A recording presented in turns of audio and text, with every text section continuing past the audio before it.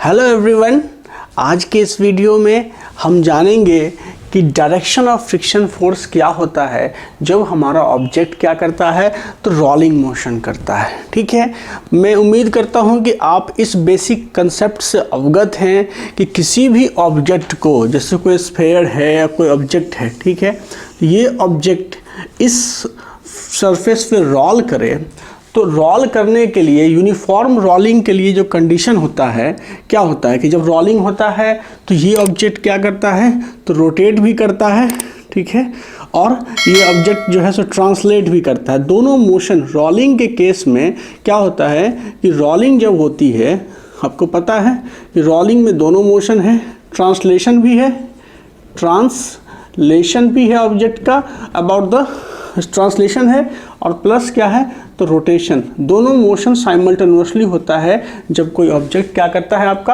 Role करता है। ठीक है, और रोलिंग के लिए अगर मान लो कि ये ऑब्जेक्ट यूनिफॉर्म वेलोसिटी से रोल कर रहा है, कहने का मतलब ये है कि ये ऑब्जेक्ट जो है तो इसका जो वेलोसिटी ऑफ सेंटर ऑफ मास जो है ये क्या VCM कांस्टेंट है, और ओमेगा एंगुलर वेलोसिटी से क्या कर रहा है तो रोटेट कर रहा है। तो रोलिंग के लिए जो आवश्यक शर्तें हैं कि VCM, ठीक है, VCM is equal to R times of omega. This is the necessary condition of rolling in case of uniform rolling. ठीक है, ये क्या है, यूनिफॉर्म रोलिंग के केस में ये कंडीशन का सेटिस्फाई होना आवश्यक है, क्योंकि ये कंडीशन यह सुनिश्चित करता है कि ये जो पॉइंट ऑफ कांटेक्ट है P, ठीक है, इस पॉइंट ऑफ कांटेक्ट का, ठीक है, इस पॉइंट ऑफ कांटेक्ट का सरफेस के साथ कोई रिलेटिव मोशन नहीं हो रहा है। इस बात की संतुष्टि आपको इस इक्वेशन के सेटिस्फाइड होने से होती है।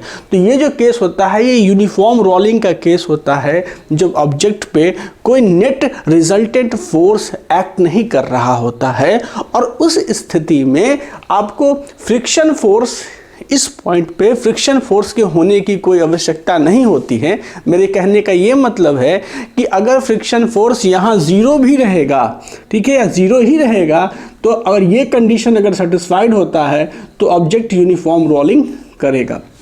लेकिन अगर आपका जो ये ऑब्जेक्ट है इस पे एक रिजल्टेंट फोर्स एक्ट करता है, रिजल्टेंट फोर्स अगर इस पे एक्ट करता है तो इस फोर्स की वजह से इस ऑब्जेक्ट का जो ट्रांसलेशनल वेलोसिटी है वो कहीं ना कहीं चेंज होगा।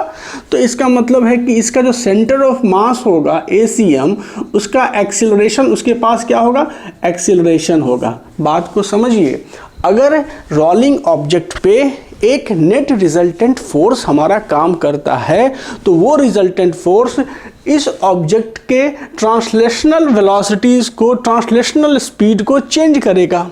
चेंज करेगा मतलब कहीं ना कहीं ऑब्जेक्ट का जो सेंटर ऑफ मास के पास एक एक्सीलरेशन आएगा इस रिजल्टेंट फोर्स के लगने की वजह से, और वो फोर्स कहीं ना कहीं इस ऑब्जेक्ट पे एक नेट टॉर्क भी अप्लाई करेगा। मतलब आप कह सकते हो कि एंगुलर एक्सीलरेशन जो अल्फ़ा है उसकी वैल्यू भी बदलेगी। ये जो अल्फ़ा है एंगुलर एक्सीलरेशन, ठीक है, एंगुलर एक्सीलरेशन मतलब इस ऑब्जेक्ट के पास, इस ऑब्जेक्ट पे अगर नेट रिजल्टेंट फोर्स एक्ट करेगा तो यह रिजल्टेंट फोर्स इस ऑब्जेक्ट के सेंटर ऑफ मास को एक्सीलरेट करेगा, और साथ साथ ये कुछ टॉर्क भी प्रोवाइड करेगा जिसकी वजह से एंगुलर एक्सीलरेशन होगा इस ऑब्जेक्ट के पास।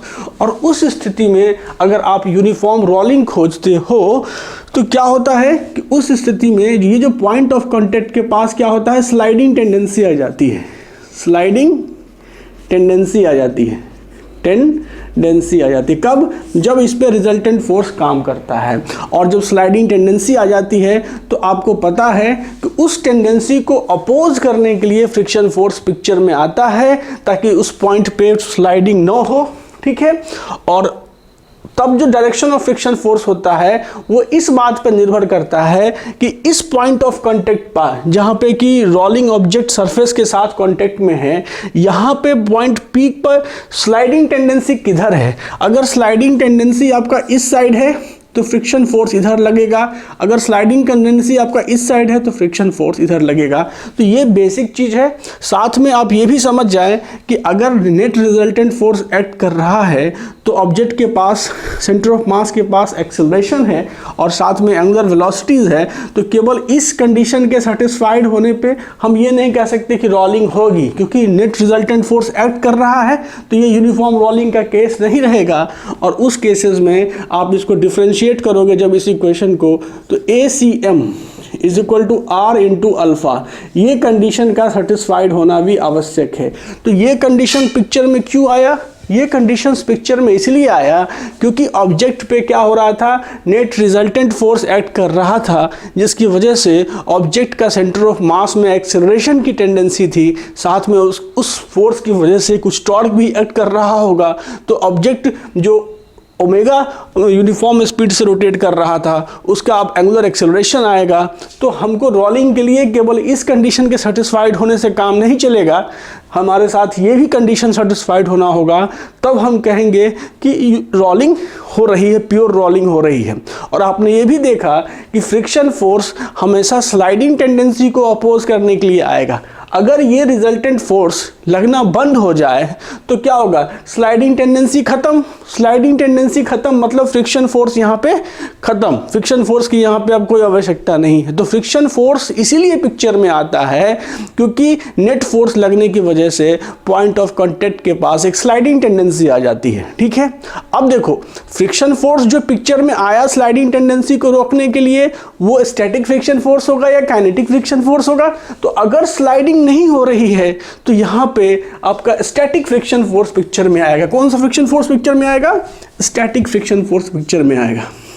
स्टैटिक फ्रिक्शन फोर्स पिक्चर में आएगा। ठीक है, स्टैटिक फ्रिक्शन फोर्स क्यों पिक्चर में आएगा? क्योंकि उसका काम ही है कि इस पॉइंट पे स्लाइडिंग टेंडेंसी को खत्म करना, न्यूट्रलाइज करना, ताकि प्योर रोलिंग हो पाए। अब स्टैटिक फ्रिक्शन फोर्स क्या होता है?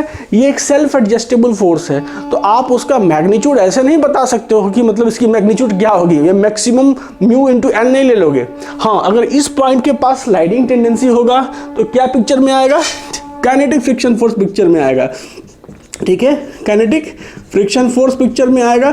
और जब काइनेटिक फ्रिक्शन फोर्स पिक्चर में आएगा, इसका मतलब ही यही है कि यहाँ स्लाइडिंग हो रही है, और अगर स्लाइडिंग हो रही है तो प्योर रोलिंग का केस भी ये नहीं हुआ। और अगर प्योर रोलिंग का केस नहीं हुआ तो न तो आप ये इक्वेशन अप्लाई कर पाओगे, न ये इक्वेशन अप्लाई कर पाओगे। तो ये है हमारा फ्रिक्शन का बेसिक कंसेप्ट कि रोलिंग के लिए फ्रिक्शन क्यों पिक्चर में आता है। ठीक है, हमने जान लिया कि अगर रिजल्टेंट फोर्स एक्ट करेगा किसी भी ऑब्जेक्ट पे जो जिसके पास रोलिंग मोशन की टेंडेंसी है, तो वो रिजल्टेंट फोर्स कहीं ना कहीं उसके सेंटर ऑफ मास के एक्सेलरेशन प्रोवाइड करेगा, और सेंटर ऑफ मास का एक्सेलरेशन के साथ साथ उस ऑब्जेक्ट पे कुछ टॉर्क भी अप्लाई करेगा। तो कहने का मतलब उसका एंगुलर जो वेलोसिटी, एंगुलर स्पीड भी बढ़ेगा। तो इस चीज को न्यूट्रलाइज करने के लिए क्या करेगा, यहाँ पे फ्रिक्शन फोर्स पिक्चर में आता है जो स्टैटिक नेचर का होता है। अगर वो स्टैटिक नेचर का फ्रिक्शन फोर्स सफिशिएंट नहीं है स्लाइडिंग को रोक पाने में, और अगर स्लाइडिंग हो जाती है, तब जो यहाँ फ्रिक्शन फोर्स आएगा वो काइनेटिक नेचर का फ्रिक्शन फोर्स होगा। तो अभी हम लोग बात कर रहे हैं direction of friction force in case of pure rolling. मतलब ये हम एज्यूम कर रहे हैं कि इस पॉइंट ऑफ प्योर रोलिंग के बाद मतलब इस पॉइंट ऑफ कांटेक्ट का इस सरफेस के साथ कोई रिलेटिव मोशन नहीं हो रहा है, और हम तब जानना चाहते हैं कि अगर वो स्टैटिक फ्रिक्शन फोर्स पिक्चर में आया तो वो क्या लेफ्ट में लग रहा है, इस साइड लग रहा है, या इस साइड लग रहा है। हमारा इंटरेस्ट ये जानने में है कि एक rolling object of mass m and radius r is placed on a rough horizontal surface। आप जैसा कि देख रहे हैं कि ये जो सरफेस है हमारे पास, ये सरफेस क्या है, रफ नेचर का है। ठीक है, और ये एक रोलिंग स्फीयर है। ठीक है, या कोई भी शेप आप एज्यूम कर सकते हैं जिसपे रोलिंग राउंड, जिसका आउटर सरफेस राउंड है, जिसके पास रोलिंग की टेंडेंसी है। ठीक है, मैं अभी इसको क्यों डिस्क्लोज करूं कि ये स्फीयर ही है। तो देखो इस पे क्या हो रहा है, इस ऑब्जेक्ट पे क्या हो रहा है कि एक फोर्स F यहाँ ऐड कर रहा है जो सेंटर से x दूरी पे फोर्स लगा। ये देखो यहाँ ये सेंटर है, सेंटर ये है, और सेंटर से x लाइन ऑफ एक्शन जो फोर्स का है वो x डिस्टेंस अवे है। तो फोर्स यहाँ पे लग रहा है, और आपसे पूछा जा रहा है क्या चीज़ कि what is the direction of friction force, what is the direction of friction force at point P, at point of contact, point of contact. तो इसमें तो कह रखा है कि भैया फोर्स लगने के बाद भी प्योर रोलिंग ही हो रहा है, इसका मतलब ये पॉइंट ऑफ कांटेक्ट का सरफेस के साथ कोई रिलेटिव मोशन जो है सो नहीं हो रहा है। तो सबसे पहली बात देखो यहाँ से कि अगर ये फोर्स लगा तो ये फोर्स क्या करेगा, अल्टीमेटली इस ऑब्जेक्ट के सेंटर ऑफ मास को एक्सेलरेट करने की कोशिश करेगा। तो अगर ये ऑब्जेक्ट रोलिंग है तो हम सपोज करो कि हम ये मानते हैं कि रोलिंग है, तो अब जब ये ऑब्जेक्ट रोलिंग मोशन में है तो इसके एक्सेलरेशन के पास, इसके सेंटर ऑफ मास के पास एक एक्सेलरेशन होगा, दिस इज द ACM, ठीक है। ये जो है acceleration of the centre of मास है। तो मैं लिख सकता हूँ यहाँ से एक इक्वेशन क्या चीज़, जो इसका लीनियर इक्वेशंस जो होगा, और ये फॉर द टाइम बीइंग में चूँकि मेरा इंटरेस्ट क्या है, डायरेक्शन ऑफ फ्रिक्शन पता करने में है, तो मैं ये मानता हूँ कि let there be no friction at the point P, let there be no friction at point P, at point P। ऐसा मैं क्यों मान रहा हूँ, ऐसा मैं इसलिए मान रहा हूँ क्योंकि मुझे पता करना है कि अगर फ्रिक्शन नहीं होगा इस पॉइंट P पे तो स्लाइडिंग टेंडेंसी हमारा किधर की ओर होगा। ऑफ कोर्स स्लाइडिंग टेंडेंसी के अपोजिट डायरेक्शन में आपका स्टैटिक फ्रिक्शन फोर्स एक्ट करेगा। तो मेरा इंटरेस्ट जानने में है कि आखिर जो इस पॉइंट की स्लाइडिंग टेंडेंसी किधर की ओर है, ठीक है। अब देखो यहाँ से कि ये जो ऑब्जेक्ट के पास अगर ट्रांसलेशनल एक्सेलरेशन तो ये है, साथ में इस फोर्स की वजह से एक एंगुलर एक्सेलरेशन जो होगा अल्फा, ठीक है। ऑब्जेक्ट जो रोल कर रहा है तो इसके पास एंगुलर एक्सेलरेशन भी होगा अल्फा। तो जब एंगुलर एक्सेलरेशन होगा तो अब एक चीज़ बताओ मुझे कि इस पॉइंट P का, ये जो पॉइंट P है, इस पॉइंट P के पास क्योंकि centre of mass he accelerate कर रहा है तो ये पॉइंट P भी क्या करेगा, इस ऑब्जेक्ट के साथ इधर की ओर एक्सेलरेट करेगा ACM की वजह से। This is the acceleration due to the translation at the point P। और चूंकि ये रोटेट कर रहा है अल्फा एंगुलर एक्सेलरेशन से, तो इस साइड में जो आपका मतलब ये होगा एंगुलर एक्सेलरेशन की वजह से, रोटेशन की वजह से जो एक्सेलरेशन होगा वो हो गया AR। This is the AR क्या है, AR है आपका acceleration of the point P due to the rotation, acceleration of point P due to rotation, ठीक है। रोटेशन की वजह से जो पॉइंट P पे एक्सेलरेशन होगा AR, तो इसकी वैल्यू क्या हो जाएगी, AR is equal to alpha, ठीक है। AR जो एक्सेलरेशन होगा वो क्या होगा, अल्फा इंटू R होगा, ठीक है, AR। और इस पॉइंट P का जो है सो ट्रांसलेशन की वजह से जो एक्सेलरेशन है वो क्या है, AT, ये है ACM। तो पॉइंट P का जो रिजल्टेंट एक्सेलरेशन है वो तुम क्या लिख सकते हो, AP, ठीक है। And this AP is equal to, ये एक्सेलरेशन इधर है तो ACM minus alpha times of R। इस पॉइंट P का जो एक्सेलरेशन है, ठीक है, वो हमारा ये आया।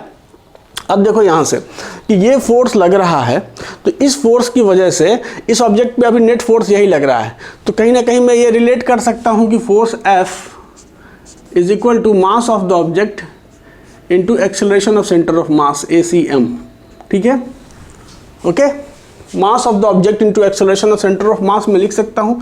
ये इसको मान लो कि ये इक्वेशन मान लो, इक्वेशन 2 ये मान लो, ये इक्वेशन 1 ये हो गया, ठीक है। अब देखो इस पे क्या लग रहा होगा, इस फोर्स की वजह से एक टॉर्क भी एक्ट करेगा। तो जो टॉर्क एक्ट करेगा तो ये टॉर्क जो होगा वो क्या होगा, टाउ इक्वल टू, हम लोग क्या जानते हैं, टाउ टॉर्क इक्वल टू क्या होता है, Newton second laws of rotation, I times of alpha. Torque is equal to I times of alpha.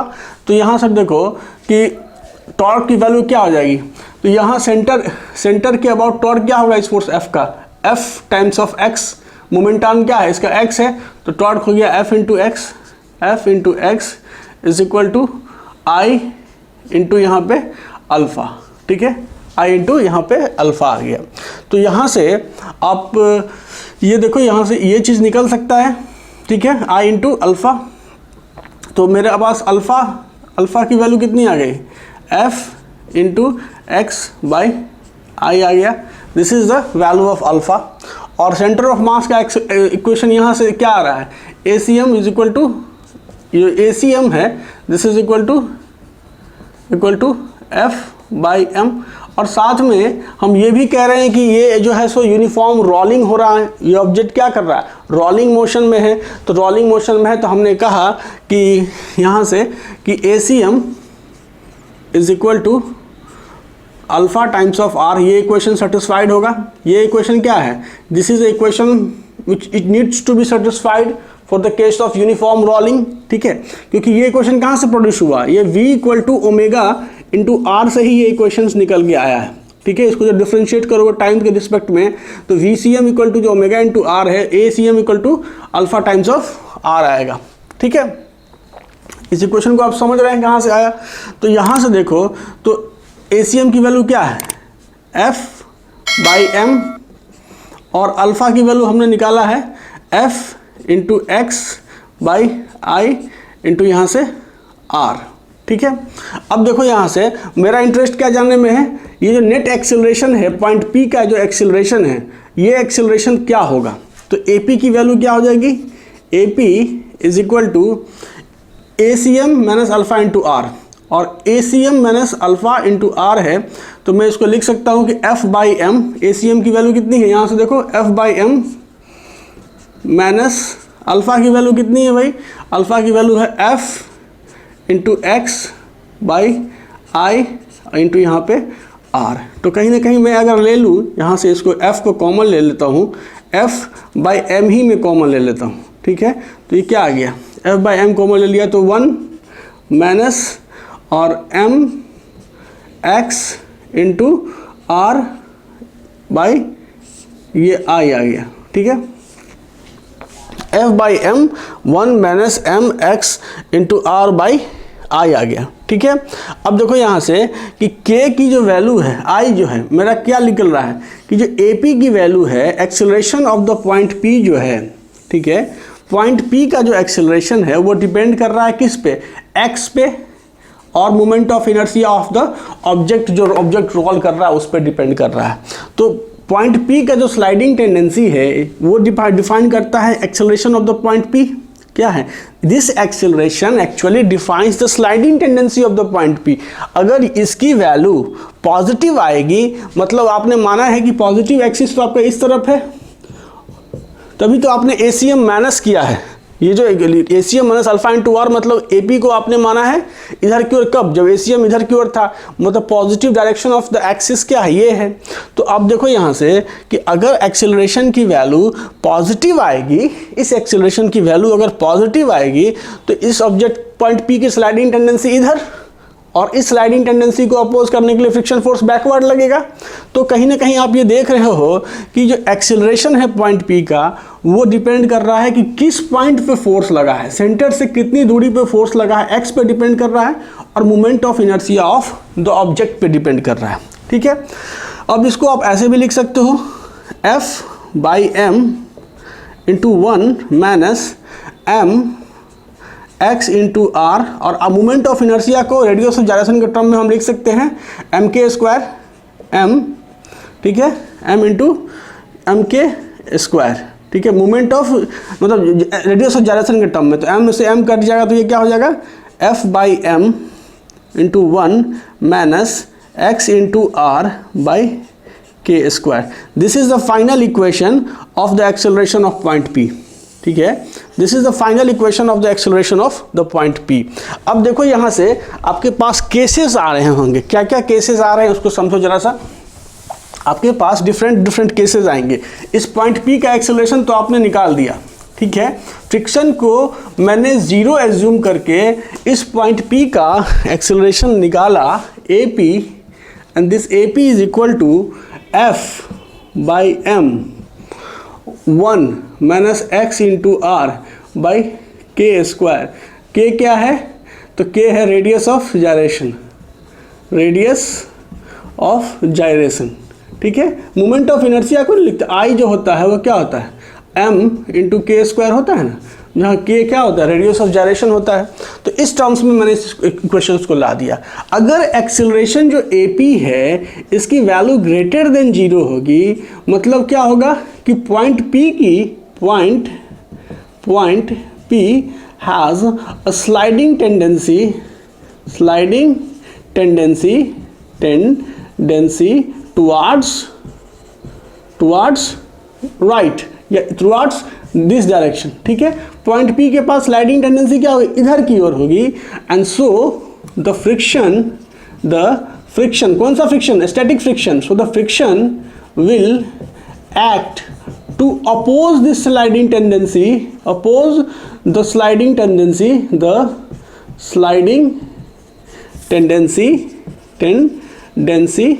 in backward direction, ठीक है, बैकवर्ड डायरेक्शन। समझ में आ गई बात कि इस AP की वैल्यू अगर पॉजिटिव आई तो इसका मतलब पॉइंट P की स्लाइडिंग टेंडेंसी इधर, पॉइंट P के पास एक्सीलरेशन टुवर्ड्स द राइट, और इसको अपोज करने के लिए friction force, static friction force picture में आएगा, जो फ्रिक्शन फोर्स किधर लगा देगा, इधर की ओर लगाएगा, ताकि स्लाइडिंग टेंडेंसी को अपोज करे, प्योर रोलिंग आपको दे।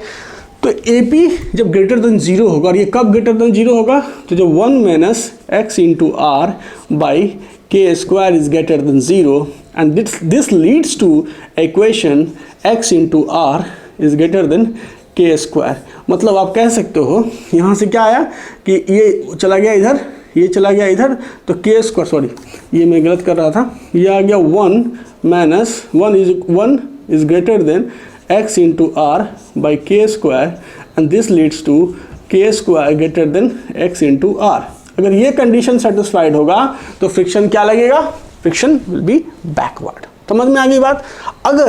अगर इसकी वैल्यू ही 0 हो जाए, मतलब आप कह सकते हो कि अगर if 1 minus x into are by K square is equal to 0, and this leads to the equation K square is equal to x into R, तो क्या होगा, there will be no friction. तो क्या होगा, AP की value क्या हो जाएगी, 0 हो जाएगी, और जब पॉइंट P के पास स्लाइडिंग टेंडेंसी नहीं है तो फ्रिक्शन की क्या आवश्यकता है, so the friction force will be 0, so the friction force will be 0, ठीक है।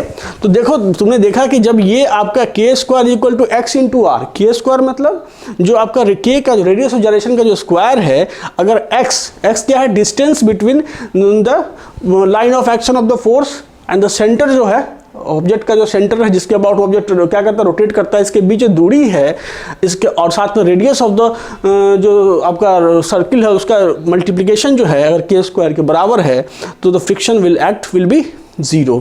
और अगर आपका इसका वैल्यू लेस देन 0 है, मतलब तो ये तो केस हो गया ये, एंड इफ इस केस को यहां डील कर लेता हूं मैं, इफ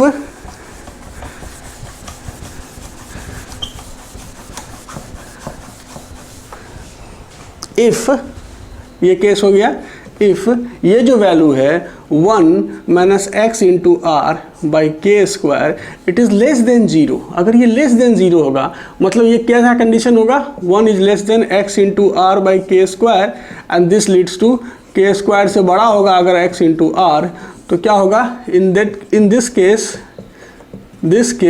क्या होगा, AP क्या होगा, AP acceleration of the point P, acceleration of point P will be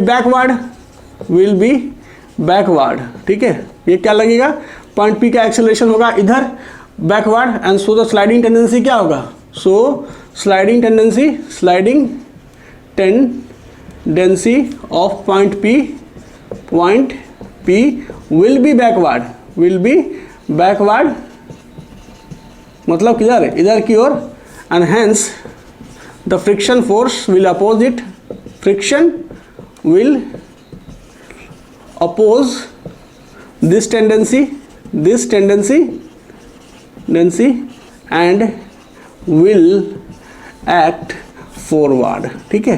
तो क्या करेगा, ये फॉरवर्ड एक्ट करेगा। समझ में आ रही है बात। तो फ्रिक्शन क्यों फॉरवर्ड एक्ट किया इस केस में, क्योंकि पॉइंट P का जो रिजल्टेंट एक्सीलरेशंस था, ठीक है, जो बेसिकली सम क्या है, तो sum of the accelerations due to the translations and rotation, ये जो रिजल्टेंट एक्सीलरेशन की वैल्यू हुई वो क्या हो गया, तो इसके निगेटिव होने की वजह से इस पॉइंट P का एक्सीलरेशन इस साइड आ गया, और इस टेंडेंसी को अपोज करने के लिए स्टैटिक फ्रिक्शन बेचारे इस साइड लगेंगे ताकि इस टेंडेंसी को अपोज कर पाए, आपको प्योर रोलिंग दे पाए। तो उस केसेस में ये कंडीशन का मीट होना ज़रूरी है। अब आपसे सवाल कुछ ऐसा घुमा के पूछेगा कि सपोज करो कि ये आपका 3 केस दे देगा, आप इसको रिंग भी मान सकते हो, आप इस ऑब्जेक्ट को डिस्क भी मान सकते हो, आप इस ऑब्जेक्ट को स्फेयर भी मान सकते हो, इसको हॉलो स्फेयर भी मान सकते हो, हॉलो स्फेयर भी मान सकते हो। 3 चीज़ आप इस राउंड नेचर का है तो आप ये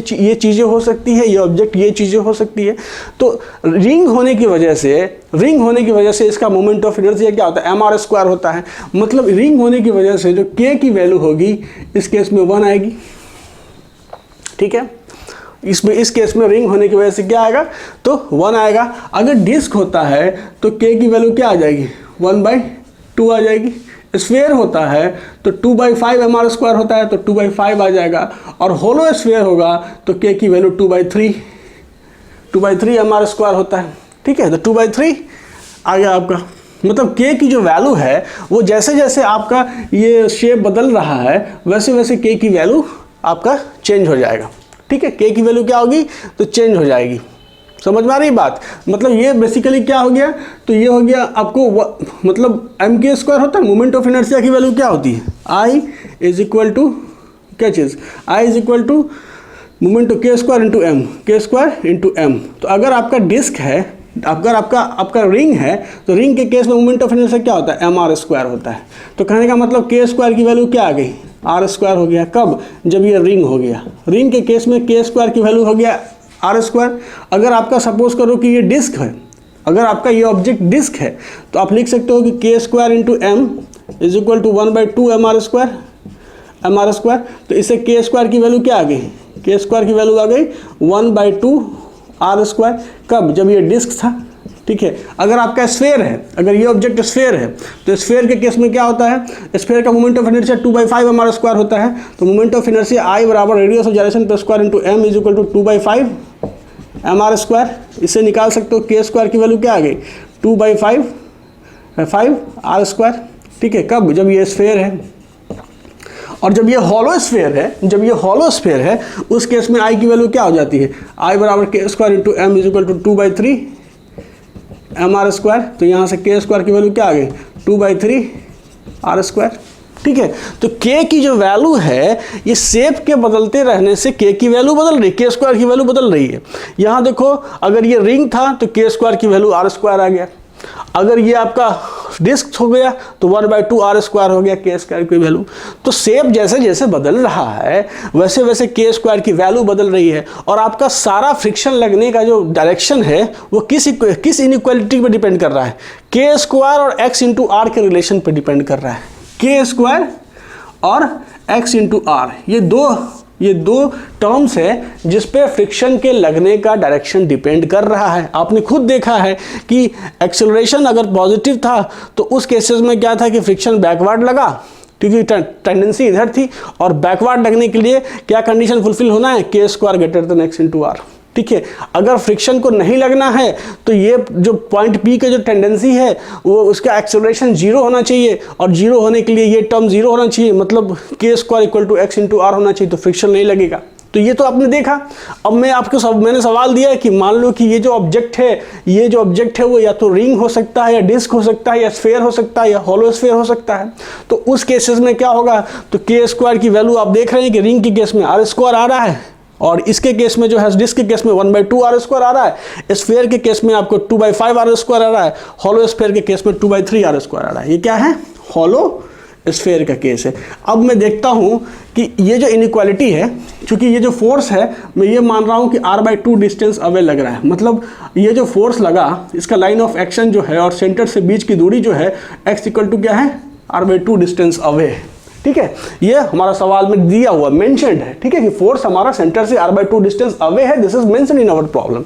तो देखो यहाँ से x इंटू आर की वैल्यू निकालो। अगर सपोज करो कि आपका ऑब्जेक्ट रिंग है तो रिंग के केस में k² की वैल्यू हो गई r² और x इंटू आर, तो x की वैल्यू r/2 दिया हुआ है, तो r/2 इंटू करो r, तो ये हो गया r²/2। तो रिजल्ट क्या आया कि k² जो है it is greater than x into r, और अगर k square greater than x into are है मतलब फ्रिक्शन फोर्स क्या लगेगा, फ्रिक्शन फोर्स लगेगा आपको बैकवर्ड डायरेक्शन में, क्योंकि स्लाइडिंग टेंडेंसी होगी फॉरवर्ड डायरेक्शन में। तो फ्रिक्शन फोर्स क्या लगा, friction act in backward, friction backward लगा, ठीक है, बैकवर्ड एक्ट करेगा, ठीक है। अब यही चीज़, यही ऑब्जेक्ट अगर आपका डिस्क से डिस्प्लेस हो जाता है तो उस केस में के स्क्वायर की वैल्यू होती है 1/2 आर स्क्वायर, ठीक है। और x इंटू आर तो आपका कांस्टेंट ही है, क्योंकि x जो है सो r/2 मेंशन्ड है और रेडियस r ही है, तो ये हो गया r²/2। यहाँ आप क्या देख रहे हो, इस केस में आप देख रहे हो क्या चीज़ कि k square is equal to x into r, ठीक है। और इस केस में आपने क्या देखा, जब के स्क्वायर एक्स इंटू आर के बराबर है तो आपका ये जो टर्म है नेट एक्सेलरेशन का, ये टर्म जीरो हो जाता है, मतलब no friction will act, no friction will act. इस केस में कोई फ्रिक्शन काम ही नहीं कर रहा है, क्यों, क्योंकि मेरा K square equal to x into R आ गया, मतलब पॉइंट पी का रिजल्टेंट एक्सेलरेशन जीरो हो गया।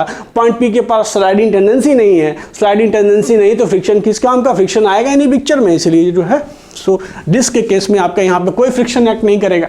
अगर ये कंडीशन फुलफिल होता है, x इक्वल टू r/2 पे फोर्स लगता है, और अगर ये डिस्क है तो उसको फोर्स लगने के बावजूद भी रोलिंग के लिए किसी फ्रिक्शन की आवश्यकता नहीं है, क्योंकि हमारे पास पॉइंट P का टेंडेंसी ऑफ एक्सेलरेशन जीरो आ रहा है। सो ये आ गया। अगर आप बोल रहे हो कि ये जो ऑब्जेक्ट है ये आपका स्फेयर है, ठीक है, ये क्या है, तो सॉलिड स्फेयर है, तो उसका क्या होता है के स्क्वायर की वैल्यू, उसका के स्क्वायर की वैल्यू 2/5 आर स्क्वायर। और यहाँ तो आपको देख रहे हैं कि r²/2 ही आता है। अब देखो यहाँ से 2/5 है, मतलब कितना हो गया, 0.4 आर स्क्वायर हुआ, और ये कितना है 0.5 आर स्क्वायर है। तो आपका क्या आया कि x इंटू आर की जो वैल्यू है दिस इज ग्रेटर देन के स्क्वायर, है ना, ये कंडीशन फुलफिल हो रहा है। x into are is greater than के स्क्वायर, और x into are is greater than के स्क्वायर, तो इसका मतलब क्या है, ये कंडीशन, मतलब कि आपका जो एक्सीलरेशन है पॉइंट P का वो क्या है, बैकवर्ड डायरेक्शन में है, और इसीलिए पॉइंट P के प्लस स्लाइडिंग टेंडेंसी क्या है, बैकवर्ड डायरेक्शन में, तो फ्रिक्शन आपका फॉरवर्ड लगेगा। इसलिए आप कह सकते हो कि इस केस में जो है सो फ्रिक्शन किधर लगेगा, फ्रिक्शन विल एक्ट फॉरवर्ड, ठीक है, फ्रिक्शन किधर लगा, फॉरवर्ड लगा। और अगर आपका हॉलो स्फेयर है, ठीक है, क्या है, हॉलो स्फेयर है, तो उस केस में आपके पास के स्क्वायर की वैल्यू क्या है, 2/3 आर स्क्वायर है, और ये 2/3 मतलब 0.66 आर स्क्वायर होगा, और आपके पास x इंटू आर की वैल्यू क्या है, 0.5 आर स्क्वायर है। तो आप कह सकते हो कि इस केस में क्या है, इस केस में K square is greater than x into are है, K square greater than x into are, के square greater than x into are, मतलब acceleration of the point P is positive. It means that the point P has a sliding tendency towards right, and that's why the friction will act in backward direction. So हम लोग यहाँ पे लिखेंगे कि friction किधर काम करेगा, backward direction में काम करेगा। तो ये तरीका था फ्रिक्शन के डायरेक्शन को पता करने का। अभी तक हमने फ्रिक्शन को क्वांटिफाई नहीं किया, हमने ये नहीं बताया कि फ्रिक्शन कितना लगेगा, क्योंकि वो तो स्टैटिक फ्रिक्शन फोर्स है, वो सेल्फ एडजस्टेबल होगा। तो अभी मैं इस डिस्कशंस में आपको ये नहीं बता रहा हूँ कि फ्रिक्शन कितना लगेगा। मेरे इस डिस्कशन का पर्पस था कि फ्रिक्शन का डायरेक्शन क्या होगा, और ये जो कंसेप्ट है वो पूरा बेस्ड क्या है, हमने माना ही नहीं कि यहाँ कोई फ्रिक्शन लगा, और तब हमने पॉइंट P का रिजल्टेंट एक्सेलरेशन निकाला। और अगर पॉइंट P का रिजल्टेंट एक्सेलरेशन पॉजिटिव आता है, इसका मतलब है कि इस पॉइंट का जो मोशन का टेंडेंसी है, जो स्लाइडिंग का टेंडेंसी होगा, वो टुवर्ड्स द राइट होगा, और इस टेंडेंसी को अपोज करने के लिए स्टैटिक फ्रिक्शन फोर्स पिक्चर में आएगा, जो इस पॉइंट को स्लाइड होने से रोकेगा। तो इसलिए उसका जो डायरेक्शन होगा वो क्या होगा, बैकवर्ड होगा, ठीक है।